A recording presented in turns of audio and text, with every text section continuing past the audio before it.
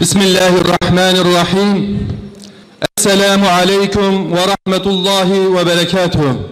I extend my heartfelt gratitude to estimate organizing committee who made this meaningful program possible, and to authorities of the brother country Senegal for hosting this gathering.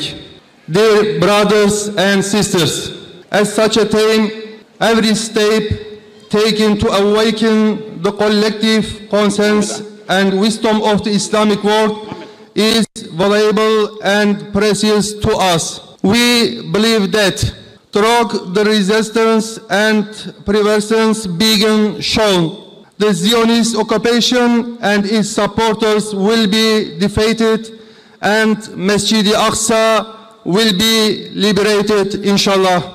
Dear brothers and sisters, today the matter is no longer just about remembering the past, but about building the future. To achieve this, we must consider our differences not as a cause for conflict, but as an asset. We must complement economic cooperation with cooperation in security. We must develop a common strategic vision against imperialist projects. We must prioritize the welfare and dignity of our people. From here, we make a clear call. Turkey and Senegal should enter into a concrete cooperation process to take the steps previously taken even further. We attach importance to stronger political, economic, and military cooperation between the two Muslim countries and openly express our readiness to fulfill all responsibilities that fall upon us in this regard.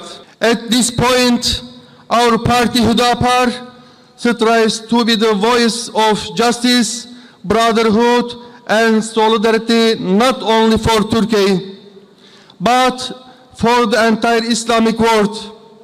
We consider it our duty to support every sincere effort made for the unification of the Islamic world. May Allah make us among those who realize unity and shoulder the burden of the Ummah. Our prayers are for leaders who rule with justice, youth who grow up with a consciousness of the Ummah, and an Islamic world that stands united against oppression.